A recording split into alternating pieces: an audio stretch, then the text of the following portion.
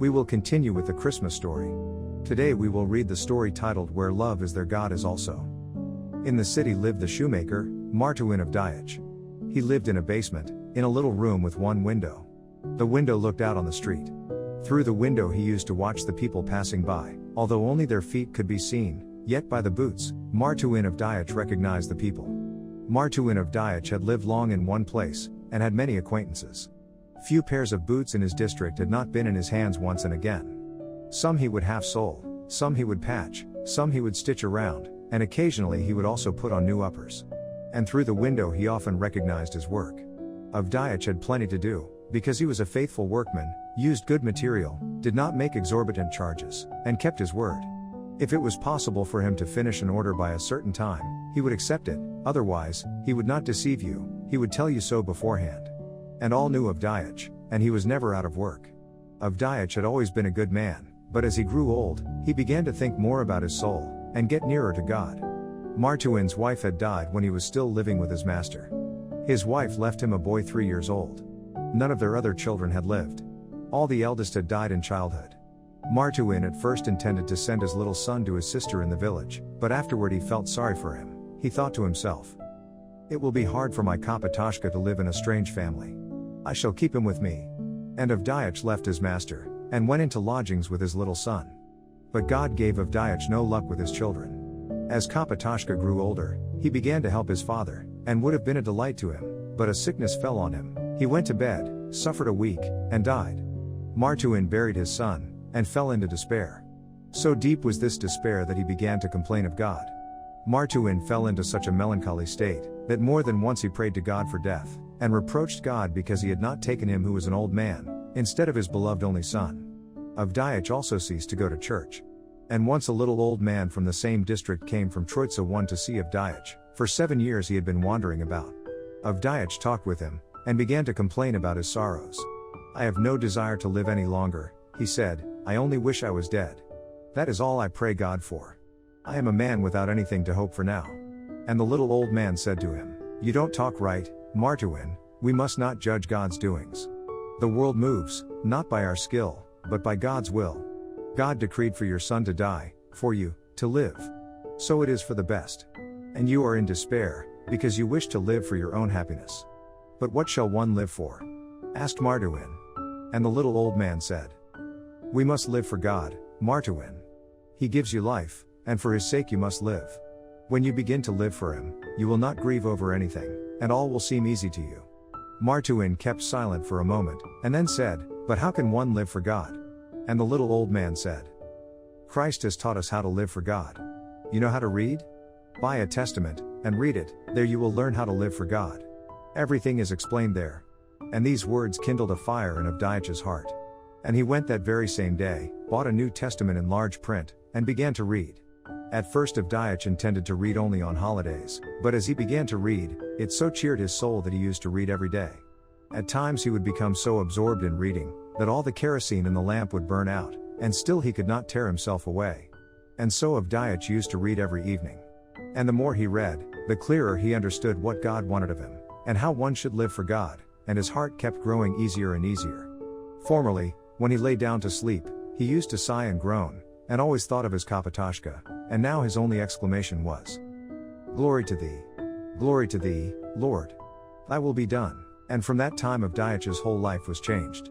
In other days he, too, used to drop into a public house too as a holiday amusement, to drink a cup of tea, and he was not averse to a little brandy, either. He would take a drink with some acquaintance, and leave the saloon, not intoxicated, exactly, yet in a happy frame of mind, and inclined to talk nonsense, and shout, and use abusive language at a person. Now he left off that sort of thing. His life became quiet and joyful. In the morning he would sit down to work, finish his allotted task, then take the little lamp from the hook, put it on the table, get his book from the shelf, open it, and sit down to read. And the more he read, the more he understood, and the brighter and happier it grew in his heart. Once it happened that Martuin read till late into the night. He was reading the Gospel of Luke. He was reading over the 6th chapter, and he was reading the verses. "And unto him that smiteth thee on the one cheek offer also the other, and him that taketh away thy cloak forbid not to take thy coat also. Give to every man that asketh of thee, and of him that taketh away thy goods ask them not again." And as ye would that men should do to you, do ye also to them likewise. He read farther also those verses, where God speaks. And why call ye me, Lord, Lord, and do not the things which I say? Whosoever cometh to me, and heareth my sayings, and doeth them, I will show you to whom he is like. He is like a man which built an house, and digged deep, and laid the foundation on a rock, and when the flood arose, the stream beat vehemently upon that house, and could not shake it, for it was founded upon a rock. But he that heareth, and doeth not, is like a man that without a foundation built an house upon the earth, against which the stream did beat vehemently, and immediately it fell, and the ruin of that house was great. Avdyeitch read these words, and joy filled his soul. He took off his spectacles, put them down on the book, leaned his elbows on the table, and became lost in thought. And he began to measure his life by these words. And he thought to himself, Is my house built on the rock, or on the sand? 'Tis well if on the rock. It is so easy when you are alone by yourself, it seems as if you had done everything as God commands, but when you forget yourself, you sin again. Yet I shall still struggle on. It is very good. Help me, Lord. Thus ran his thoughts. He wanted to go to bed, but he felt loath to tear himself away from the book. And he began to read farther in the 7th chapter.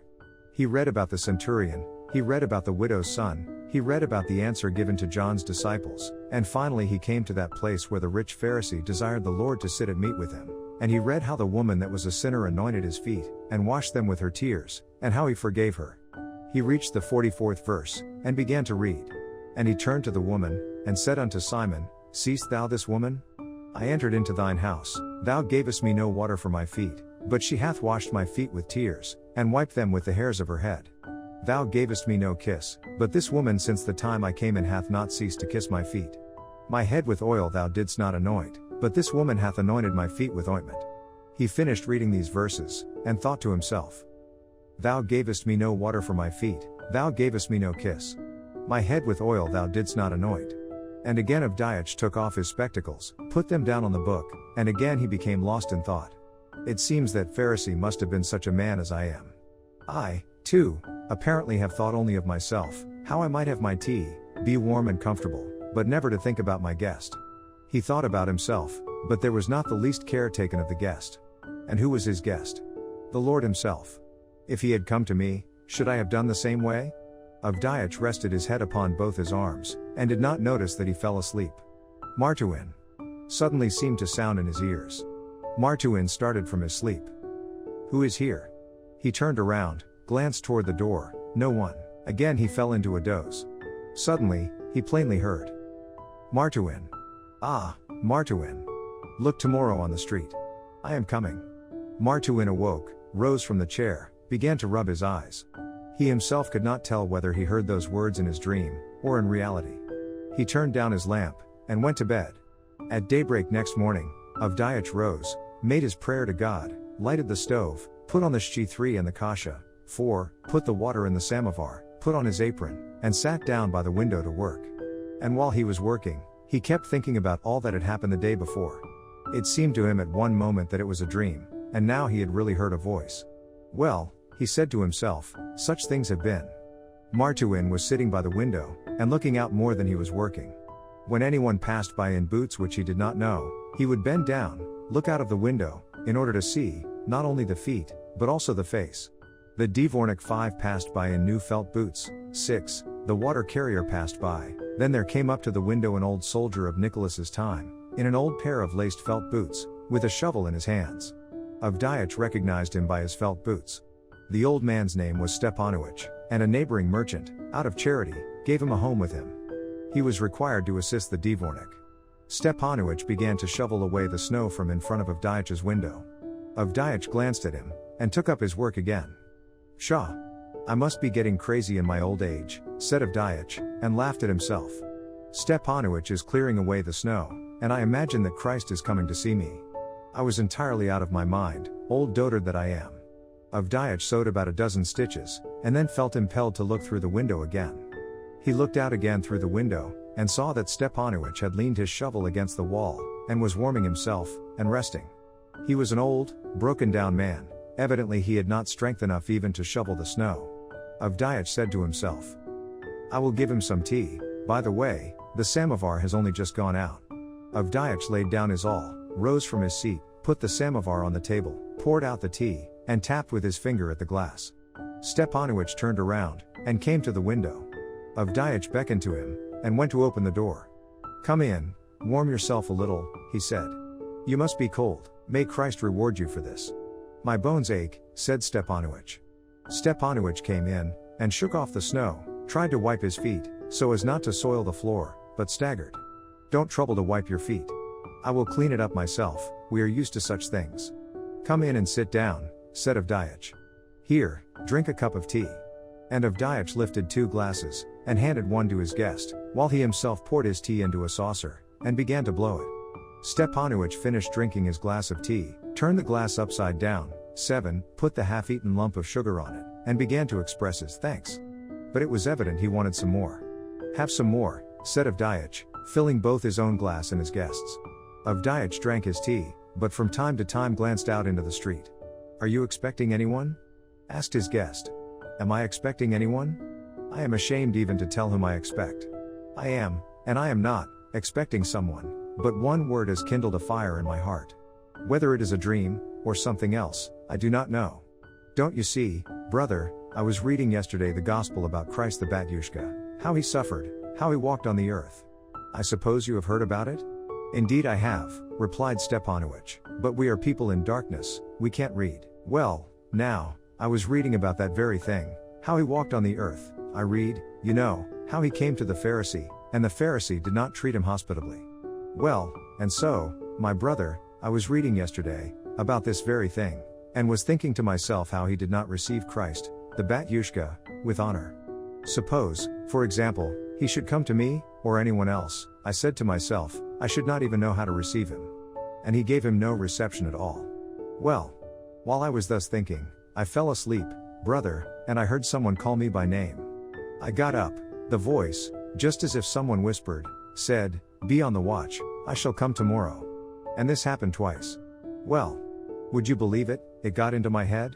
I scolded myself, and yet I am expecting him, the Batyushka." Stepanovich shook his head, and said nothing. He finished drinking his glass of tea, and put it on the side, but Avdyeitch picked up the glass again, and filled it once more. "Drink some more for your good health. You see, I have an idea that, when the Batyushka went about on this earth, he disdained no one, and had more to do with the simple people. He always went to see the simple people. He picked out his disciples more from among folk like such sinners as we are, from the working class.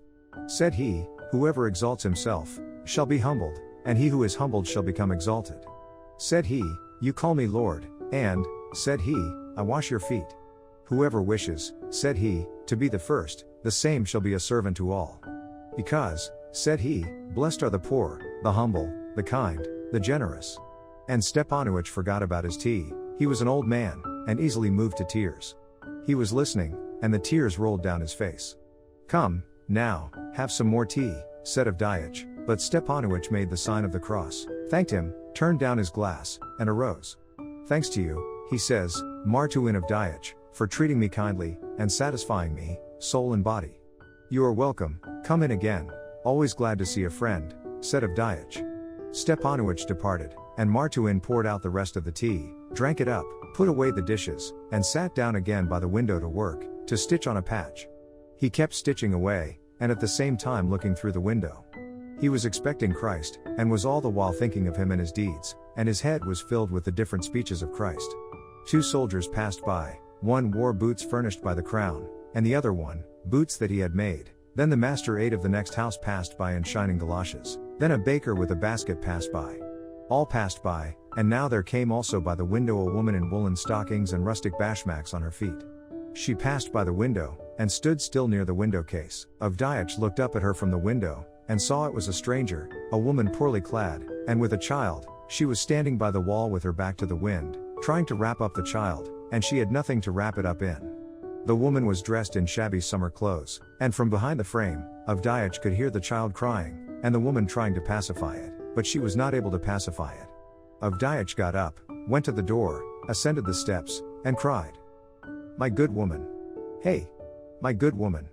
9 The woman heard him and turned around. "Why are you standing in the cold with the child? Come into my room, where it is warm, you can manage it better. Here, this way." The woman was astonished. She saw an old man in an apron, with spectacles on his nose, calling her to him. She followed him. They descended the steps and entered the room. The old man led the woman to his bed. "There," says he, "sit down, my good woman, nearer to the stove, you can get warm, and nurse the little one. I have no milk for him. I myself have not eaten anything since morning," said the woman, but, nevertheless, she took the baby to her breast. Avdyeitch shook his head, went to the table, brought out the bread and a dish, opened the oven door, poured into the dish some cabbage soup, took out the pot with the gruel, but it was not cooked as yet, so he filled the dish with shchi only, and put it on the table. He got the bread, took the towel down from the hook, and spread it upon the table. "Sit down," he says, "and eat, my good woman, and I will mind the little one. You see, I once had children of my own, I know how to handle them." The woman crossed herself, sat down at the table, and began to eat, while Avdyeitch took a seat on the bed near the infant. Avdyeitch kept smacking and smacking to it with his lips, but it was a poor kind of smacking, for he had no teeth. The little one kept on crying. And it occurred to Avdyeitch to threaten the little one with his finger. He waved his finger right before the child's mouth, and hastily withdrew it. He did not put it to its mouth, because his finger was black, and soiled with wax. And the little one looked at his finger, and became quiet, then it began to smile, and Avdyeitch also was glad. While the woman was eating, she told who she was, and whither she was going. Said she, "I am a soldier's wife. It is now 7 months since they sent my husband away off, and no tidings. I lived out as cook, the baby was born, no one cared to keep me with a child. This is the 3rd month that I have been struggling along without a place. I ate up all I had. I wanted to engage as a wet nurse, no one would take me, I am too thin, they say. I have just been to the merchant's wife, where lives a young woman I know, and so they promised to take us in. I thought that was the end of it. But she told me to come next week. And she lives a long way off. I got tired out, and it tired him, too, my heart's darling. Fortunately, our landlady takes pity on us for the sake of Christ, and gives us a room, else I don't know how I should manage to get along."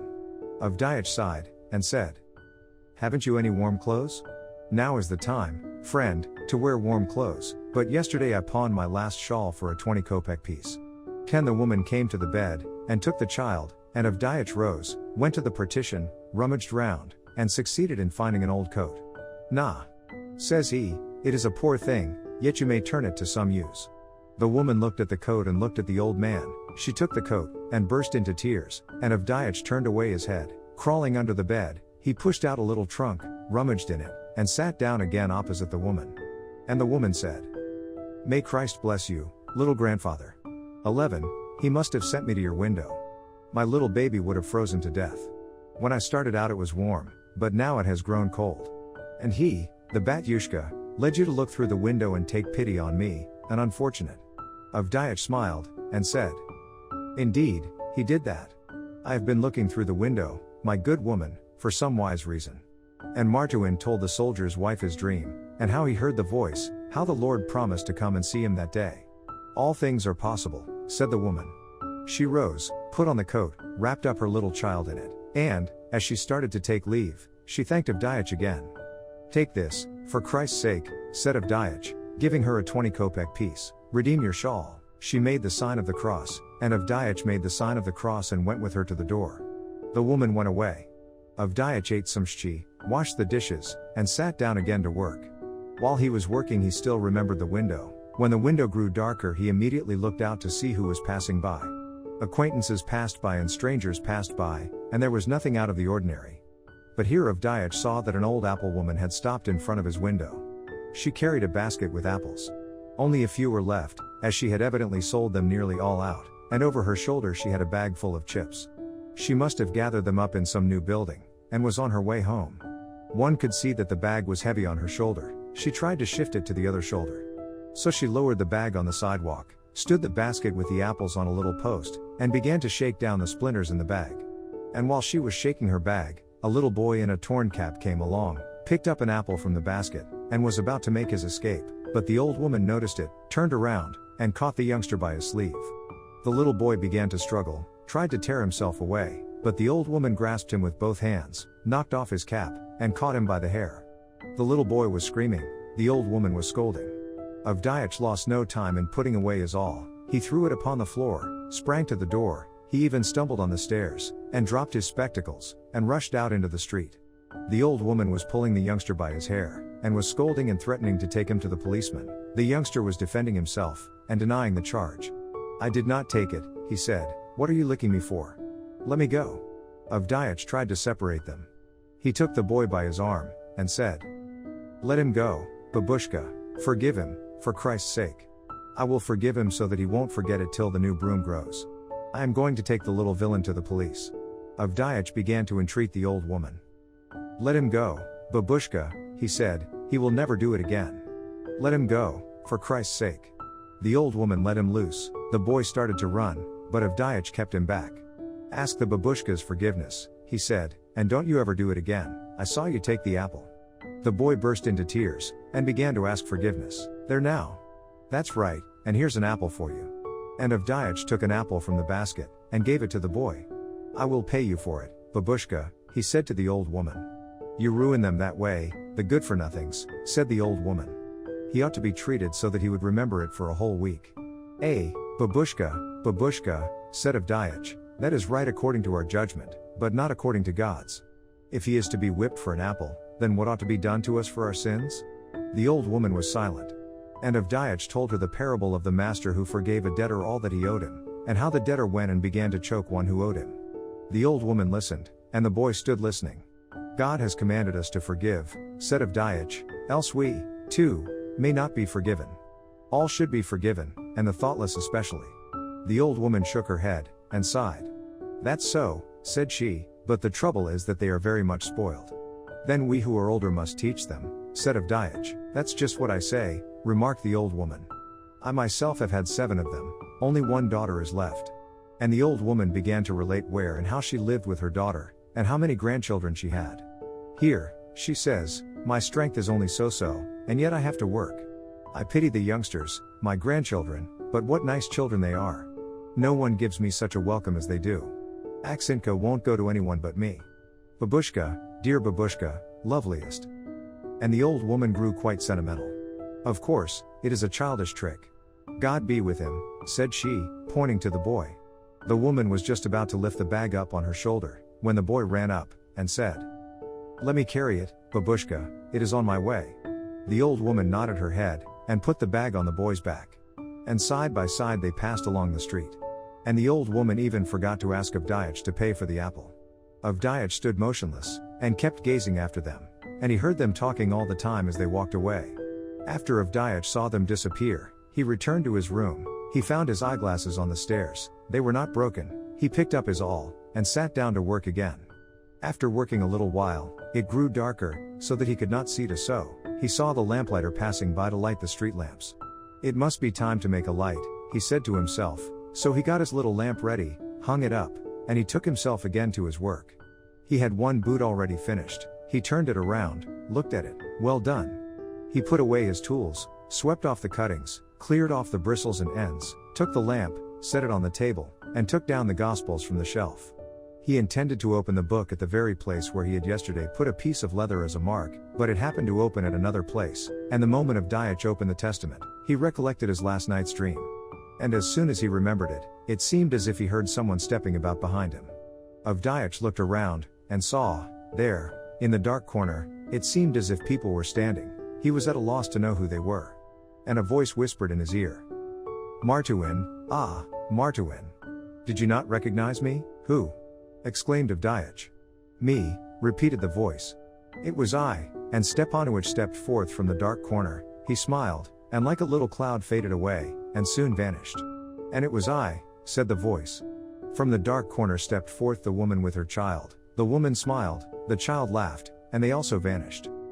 "And it was I," continued the voice. Both the old woman and the boy with the apple stepped forward, both smiled and vanished. Avdyeitch's soul rejoiced. He crossed himself, put on his spectacles, and began to read the Evangelists where it happened to open. On the upper part of the page he read, "For I was an hungered, and ye gave me meat, I was thirsty, and ye gave me drink, I was a stranger, and ye took me in." And on the lower part of the page he read this, "Inasmuch as ye have done it unto one of the least of these my brethren, ye have done it unto me." St. Matthew,